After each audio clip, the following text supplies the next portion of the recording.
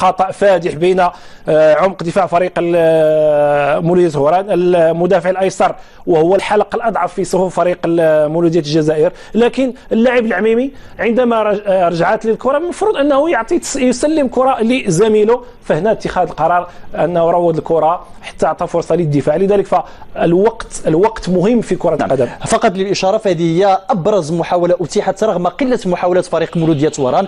الحق يقال بان فريق الكوكب المراكشي يعني سيطره كامله على اطوار الجوله الاولى، كان متحكما في زمام الامور، كان سيد وسط الميدان، خلق العديد من الفرص، لكن كما سبق وذكرنا فغابت اللمسه الاخيره، لمسه وضع الكره في شباك الفريق المنافس. مهمه سمير، الكوكب لعب بايقاع مرتفع، المخزون البدني في الجوله الثانيه سيقل، لذلك عليه ان يعرف كيف يدير اطوار ما تبقى من الجوله الثانيه. ركله الجزاء التي اتيحت امام فريق الكوكب المراكشي والتي لم يتمكن من تنفيذها بالشكل الصحيح اللاعب احمد شاغو. محمد الفقيه يعوض ما فات في الركله الاولى ويسجل الهدف عن طريق ركله الجزاء، وهنا يهزم الحارس حليش، وصراحه هدف مستحق لفريق الكوكب المراكشي في هذه الجوله الاولى نظرا للمستوى الفني الذي ابان عليه في هذه الجوله. كان هناك انكماش على مستوى دفاع فريق مولودية طهران الذي ربما سهل المأمورية نوعا ما امام